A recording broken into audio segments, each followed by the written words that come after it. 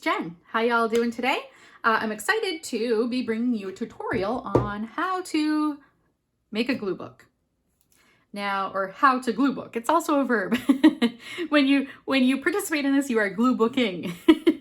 So, some people, I know there's some people out there that they think, oh, I'm not creative, I couldn't do anything like that, but glue booking is the easiest thing ever, and you can do it even if you are not creative or not artistic. Trust me on this. So I will show you today, step by step, how to make a glue book. First, I'm going to tell you what a glue book is.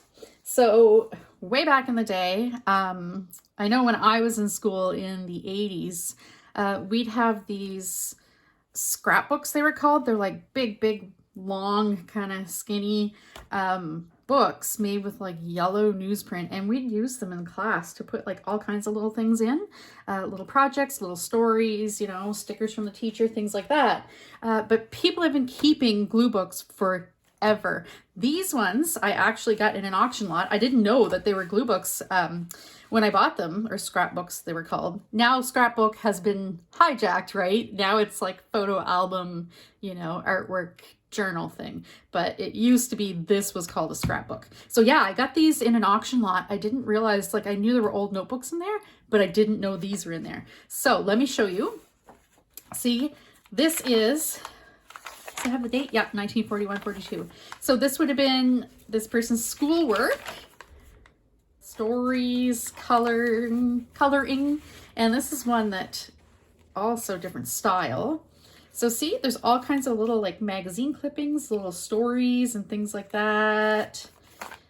Pictures, all kinds of pictures. This is a little styles of dresses, ads, all kinds of neat things. So those are what were called scrapbooks. Glue books have been used for decades, or dare I say centuries, to collect ephemera in, to collect paper in. So what is ephemera, you ask? Ephemera, the correct definition is paper that's meant to throw away. So paper, say magazines or brochures or ticket stubs. Now ephemera kind of means any images kind of thing. Like you can get ephemera packs, digital ephemera packs that are, you know, say a bunch of flowers or what have you. So yeah, ephemera is your paper. That's your paper that you'll be gathering and putting into the book. So your first step in starting a glue book is to choose a book. Now, I'm here to help you with that. It can be pretty well any book you like though. Like these are just notebooks. They're called scribblers in Canada. I'm not sure where you call them what you call them in other parts of the world, but they are just little notebooks with these just like pastel-y covers and thin covers and thin pages, right? They're really cheap. You can get them around school time here for like 10 cents a piece. So something like that, or composition notebooks are great. Other kinds of notebooks like spiral bound. Also, you could use, say, journals and agendas. If you have an old agenda or bullet journal, that would be great to use for glue bookings. So see, I have this journal planner, sorry, that I'm not going to use, so I could definitely use that for glue booking. You can also use, say, sketchbooks. I have, my scavenger hunt glue book is in a sketchbook, just spiral bound.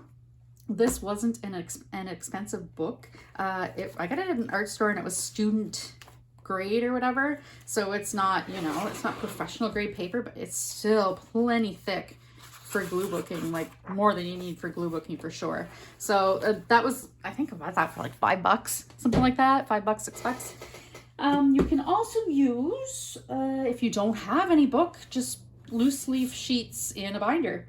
Just start and glue on your sheets, and you know, once it's done, put it in the binder. Another thing you can use is an upcycled book. So this is an old school reader from the 50s, I believe it was. And yeah, see, you can put, you know, this is an art journal. I use this as an art journal, but you can use it. You could use it as a glue book, fine. Now, some people don't like to use old books. Generally, if it's an old book, I check and make sure it's not worth a lot of money. Like it's not a, you know, first edition or whatever. Because other than that, I mean, old books, they often end up in landfills, right? So yeah, like it's nice to take an old book and give it new life. So yeah, that's my opinion on it anyway. Now, when you are buying your book or creating your book, you do need to consider a couple things. The binding. So the binding is how the book is held together. These have a staple here and a staple here. So 2 staples. And after I put all this stuff in, like these pages weigh quite a bit. They're really thick and heavy. So the binding let go. What I'm going to do about that, these were my first glue books, so I totally didn't think about the binding and the fact that how heavy these would be. So what I'm going to do is I'm going to bind them myself with a 3-hole pamphlet stitch. Super easy. There's like a million videos on how to do it. Or you could just tie a piece of yarn, bring it down the inside. Bring it down the inside of the signature right here. Oh, you got to find the middle page, which is so hard to do. I can't even tell. Everything's all glued. Oh, there it is. There's the staples. So yeah, you can tie a piece of yarn around here, bring it on the outside, top and bottom, and then tie it in a knot. Make sure it's pretty tight. That'll keep it together. Now, with a sketchbook, spiral notebook, whatever, just keep in mind that these pages are going to have weight on them. So it's nice if you have something with a little heavier pages, make sure they hold.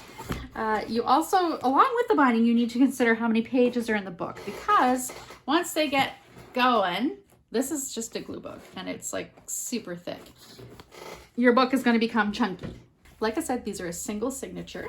So what you can do is take out a page from the middle. If you figure you're going to have too much pages, pull a few out from the middle, or if you're getting close to the middle of the book and you're finding it too chunky, I don't mind chunky, I like chunky, then pull some pages out. You do need to be aware though that with signatures, like this book has multiple signatures. See the little groupings of pages? So be aware that your folded over pages, each page has an opposite, has a mate. So when you pull a page out, that page's mate is going to fall out. So just go to a signature. That's why it's best to do it from the middle. So this is the middle of the signature. You can see the threads. If you want to remove some pages, you just tear a page out. Oh. And then its opposite will come right out. So that's why with bound pages like this, with signatures, pages that are in signatures, you don't want to wait until you're halfway through your book and then start removing pages, because then your done pages will fall out. You can also glue pages together. That's what I've done here because I'm going to have way too many pages in my art journal. So I just glued them together and it actually gave me like nice sturdy pages. With spiral bound, it's a lot easier because you start at the beginning. So as you're going, if you decide that it's too chunky, just take out the rest of the pages in the back, or take out some pages or what have you. Now, you also want to take into consideration when choosing a book, will it lay flat when you're working in it? So these are good. These just, you know, they're just a notebook. They'll lay flat, no problem. Spiral notebook, no problem. Now, something like this, though, isn't going to lay flat. So you can kind of put something on it, keep weight there, but what I would do is put binder clips, like clip it to its cover, keep it open. That way you can work on it. Your last thing to consider when choosing your book is the cover. How you want to decorate the cover. You don't need to decorate the cover. You can buy one with a pretty cover or just leave it plain. Like my scavenger hunt glue book is still just black canvas. So what I'm going to do is I actually have inside a table of contents listing everything I have, all the categories in the book. So once I have the book full, I think I'm going to do like a pretty table of contents page. And the cover, I don't know. I don't know what I'll do with the cover. I don't know if I'll do the cover. Maybe cover it with some fabric or something pretty. I don't think I want a super busy cover. Like these, the covers are the exact same as the inside. They're just all images glued. But I think maybe I'll do like a nice plain cover. Not plain, but a nice just a cover, just some fabric or what have you. So you can decorate your cover. You can put, you know, glue book title or whatever you want, your name. You don't need to decorate it, or you can wait till the end or decorate at the beginning. Completely up to you. Now, if you're decorating it at the beginning, just keep in mind that if you put anything chunky on it, say like you're putting like blings and pom-poms, that could affect how well it stays open. Like it could mess with it laying flat, so just keep that in mind. Okay, so your next step in glue booking is to pick a theme or themes that you would like to save in your glue book. Do you want your book to be kind of one theme? Like these are each one's a color. You can also do multiple themes. So this is my scavenger hunt glue book. I got this idea from Caged Fish. I'll link her down below. So each page or 2-page spread is a different theme. So you could do something like that. Now, your themes. Do whatever makes you happy. Choose a theme that you like, that makes you happy, that brings joy to your heart. You could do colors like I did in my color glue books. You could do even just one page of color. Like do your reds on one page, your oranges, put that into a glue book. You could do, say, travel or specific places, like say you like Italy, cut out pictures of Italy. Do any favorite things that you have. So what are some of your favorite things? Like favorite animals? You like sunsets? You like dolls? You like flowers? Say you're doing flowers. You could do just general flowers.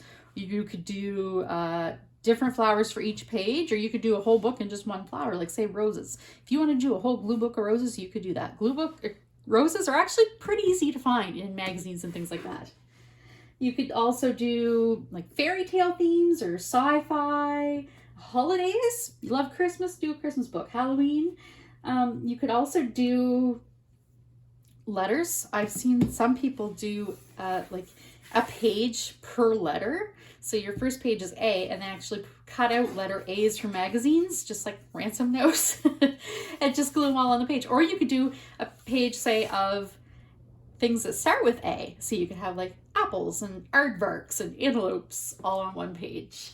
You could also do like numbers, the same thing I said as letters, like do a page of 1s, 2s, 3s, if you like numbers. It looks really neat when you do something like that.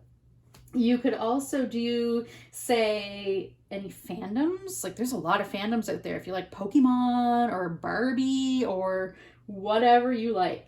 Cartoons? How about cartoons or comics? There's comic books. If you like Spider-Man, cut up some comic books and glue them into a page, glue them onto a page.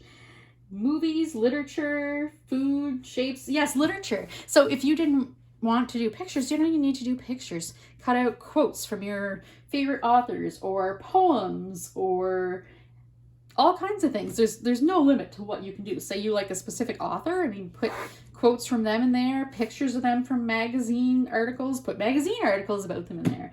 Anything goes. Anything goes that makes you happy. It's your glue book. Pick a theme that you love.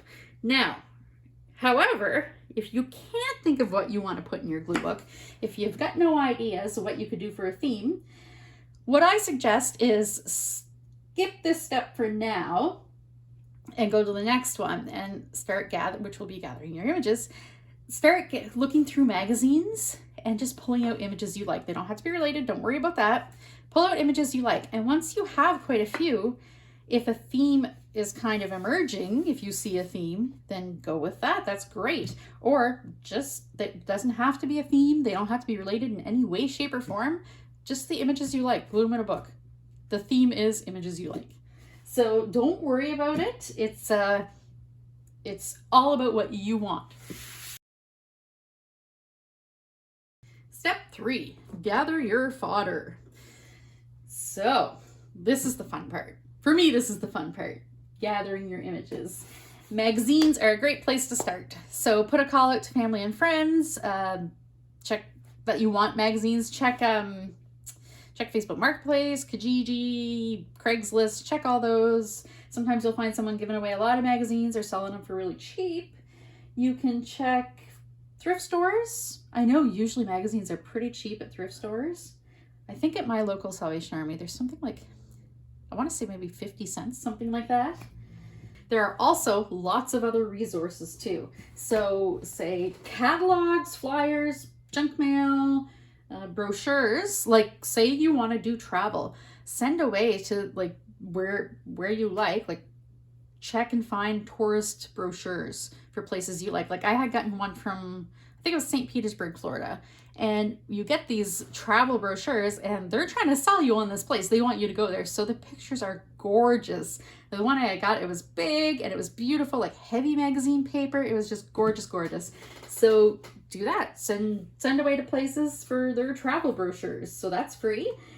Calendars, if you have old calendars, like a lot of times those have really pretty pictures. Comics, you can go into a comic book store and get comics. They have like cheap sections where the comics, they have a load of comics that aren't worth anything really. So 50 cents to $1 usually you can pay for those. Books, so kids books, reference textbooks, like say encyclopedias. Encyclopedias are great because I mean you get a set of them, like 26 encyclopedias, and usually free. Keep an eye out on your local marketplaces. It's funny because I'll see them appear, and sometimes people will think that just because they're old they're worth money. So I see a set appear for like $100, and then that set, if you keep an eye on it, it doesn't sell for $100. Eventually that person will mark them down and give them away. So there's that you can check. That's a great source actually, is encyclopedias. You could use, don't forget your stickers. If you have a sticker collection, washi tapes, scrapbooking paper. If you've got a lot of scrapbooking paper, decorative paper, whatever, you can work that in there too. It doesn't have to be one type of thing. It doesn't have to be just magazine images. I mean, I use, magazine images and yeah, scrapbooking paper and all kinds of things. So next step, this is kind of, if you want to do it, you can. If you don't want to, you don't have to. So layout. So if you can make whatever layout makes you happy. So you can do it random, like this is pretty random. You can do things in a grid, like cut all your pictures into squares and do them in like, fancy grids, like bingo cards kind of thing. You can do like a movement if you want to do, like I said, circles. If you want to kind of do your images in a circle, do a circle, or you can kind of like make a fluid movement through your page kind of thing, like whatever you want to do. If you want to, look around and see what other people are doing and get ideas like that. If you want, lay everything out before you glue anything down. How I usually do it is I usually start, and I'll talk about this a little bit more when I give you my next step. I start with large images and work my way down. So like full page or half page, kind of fill in, and then I'll go to like quarter page size images and kind of stick those around. And then I'll do smaller images like palm size and, fill in spaces with those. And then I'll go in, like these I haven't even really done stickers. So eventually I'm going to take out my whole sticker like collection and just go through and stick little stickers. I have done actually a better example of working in that method, or using that method is my scavenger hunt glue book. So like this page, I opened to the page I wanted. So I put a big napkin of, these are nesting dolls. So I put a big napkin first and a postcard here. And then I kind of put some smaller images and then even smaller images. And then I'll fill in around them with like little stickers. Like this is little, you can see that. Let's see. So like little teeny tiny stickers I'll fill in with smaller things. Like that's a little packaging from my washi tape, little stickers. So yeah, you start with the bigger ones and you kind of work down from that. That's a really good way to do it. Or if you just want to start gluing, there's another good example. So I started with the larger ones and then I kind of stick the smaller ones in around them. My piggy banks! Or if you'd like to, you can also like make a background, do a full background in just patterns, random patterns. So it'll fill the background. Like the piggy bank one I had done, I used scrapbooking paper just so it would have a background. But you can also do like, get some just random patterns, scrapbooking paper, whatever, glue some patterns down in your book, and then you can put your images on top of that. Step 5 is to sort and trim your images. Now, how I do it is, well, you don't need to trim your images. If you just want to tear them and put them in your book, you go right ahead. Or just cut them in squares if you're doing shapes, whatever. But what I like to do, how I work, is I sort my images. So this is my turquoise folder, turquoise, aqua, green, blue. So I do full pages. These are my piles. I make 5 piles. Full pages, then I do half pages, so this size. Doesn't have to be an exact size, just kind of in general, like this will be, you know, I want to fill a bigger space. So half pages, then I go to quarter page-ish size. So these ones, move you over there. Okay, so these ones, I mean, roughly quarter page. Then I go to palm sized-ish. So like medium sized pictures, I guess. Let me get them all over here. There, so things, yeah, like this. I've got some of these fussy cut. I did cheat ahead of time and fussy cut all the things I wanted fussy cut. Fussy cut means cutting around the image closely, like following its outline to cut it out. So like that. That is fussy cut. I love to fussy cut. Some people don't like the fussy cut. You don't need a fussy cut. It's not a necessity. I just love fussy cutting. And then I have teeny small images, so little space fillers, like really tiny. That's a sticker. The smaller images, and then lastly, the last category I have is strips. So sometimes when you're gluing in a glue book, I found this category necessary because sometimes when you're gluing in a glue book, the pages that you're putting in aren't wide enough, so they'll leave space. So this one, I put it in, but I mean, the magazine page would have only gone to about there. So then I just glued a red strip right up there just to cover it. See here, I've got a strip over here. So I use strips to fill in little like narrow spaces. You end up with some of them sometimes. So I just keep long, narrow things that you can put in your blank strip spaces.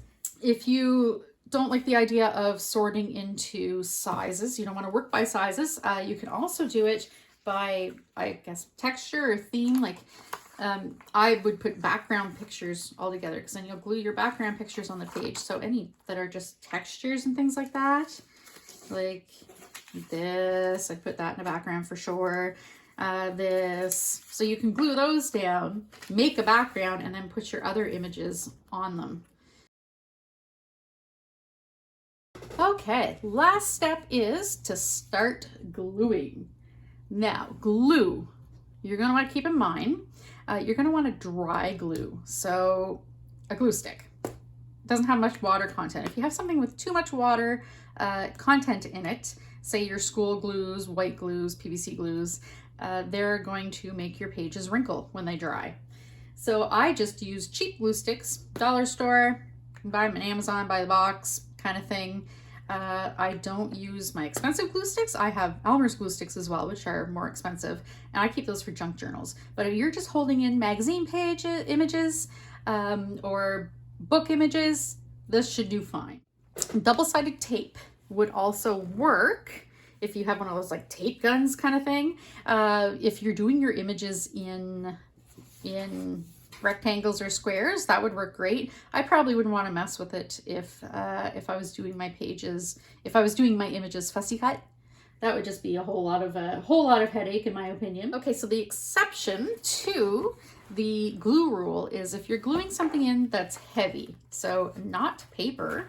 So these stickers they actually stay in on their own. They're not epoxy stickers, they're actually like molded 3D plastic, but I haven't had to glue those down. They've been in there on their own. But this is a sock. It's a piece of sock. So I had this little nesting doll sock and I got a hole in the sock. So I cut this out and I glue it in with the white PVC glue, the white Aleene's tacky glue. So you can definitely do things like that, like glue in buttons or what have you. You can also actually, I'll show you here, staple in your images. Like this page has some, my pink poodle page has some good ideas. I stapled in, this is one of those like silly shaped rubber bands. Remember those? That was a big thing. So I stapled that in. I glued this in, would have been with Aleene's glue. It's an actual vintage clothing label. Over here, I put a little charm. Check out this vintage charm, so cute. All I did with that was I put a brad, but just keep in mind if you're using a brad, it'll pop out on the opposite page. So I'll be able to cover this when I do my bats page. So just some things to think about. I wouldn't use wet glue for my whole book, but putting little things like that in is fine. And stapling, that works great too. That is my step-by-step tutorial for glue booking. I just want to say a couple last words. Just have fun with this. Have fun, relax. This is meant to be fun and enjoyable and stress-free. Don't beat yourself up over, you know, worrying if your layouts are perfect. Don't worry if you make a page that, you know, that you don't like. I mean, if you can't stand it and you can't leave it, I've done this before in my art book. Cover it up. Cover it up with other images. Definitely. If it bugs you, you go for it. But you don't need to stress because this book is for you. It's meant for your enjoyment. You don't ever need to show it to anybody else. So it's for you. Do it for you. Thank you for watching. I hope you enjoyed it and I hope you learned something. And most of all, I hope you give glue booking a try. It's easy, it's fantastic, it's relaxing, it's fun. So if you have any questions, if there's anything that I forgot or you have any extra questions, don't be afraid to ask them down below. If you enjoyed this video, please give me a thumbs up. That helps a lot. And if you haven't yet, please hit that subscribe button. Great. Thank you for watching. Take care. Bye.